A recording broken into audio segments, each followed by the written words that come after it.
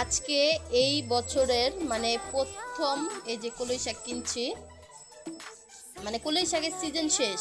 এর মাঝখানে কিনি নেই, কারণ কাটতে পারি না, খাইতে পারি না। মানে খাইতে পারি, কাটতে পারি না। এই যে আধা কেজি কিনছি, বেশি কিনি নেই।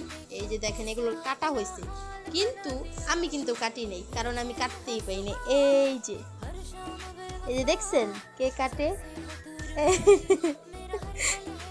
মানে আমি কাটতে পারি না। পরে অনেক দিন ধরে বলতাছি যে খাবো, পরে শেষে বলে কি তো ঠিক আছে কিনা আমি কাইটা দিব মনে, তুমি রান্না করো। এই যে কাইটা দিতেছে কি সুন্দর করে।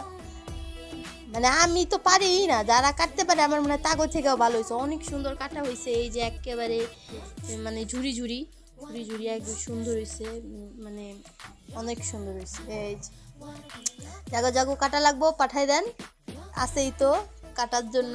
একদম সব কাইটা বাইচ্ছা পরিষ্কার করে দিব।